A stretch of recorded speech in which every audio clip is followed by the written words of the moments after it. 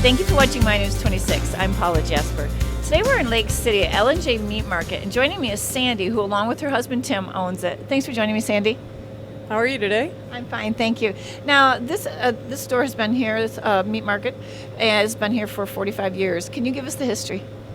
Sure. My father-in-law and a partner purchased the business about 45 years ago, and it was a local butcher shop at that time. And about 3 years ago, we sold the butchering part of the business, and now we're just a retail store.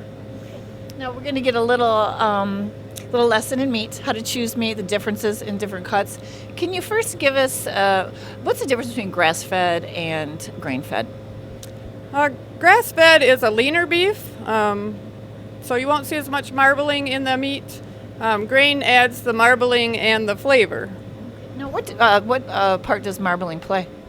It plays the flavor, and you'll see a little bit more fat running through it, which a lot of people don't like because they like lean, but it really does add flavor and tenderness to the meat. Now, you were telling me earlier about tri-tips. What is that? We have a seasoned tri-tip, which we season here. My husband pumps it, injects it, and then we put a rub on it.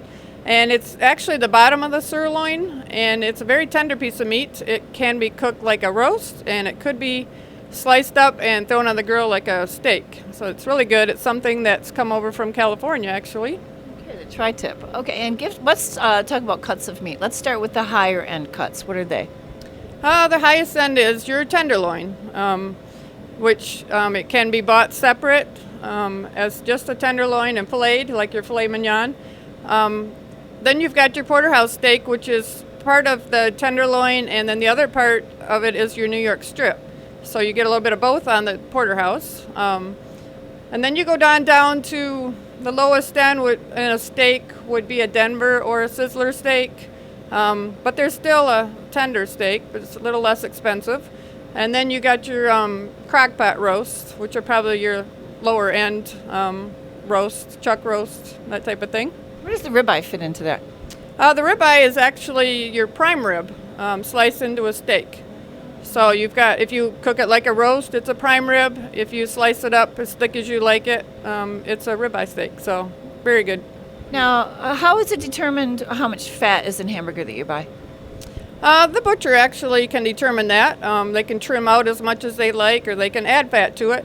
Ours is a very lean, probably 90-10 ground beef. We buy local cows and put everything in it together, all the rounds, the chucks, the sirloins, all put together. It keeps it real lean.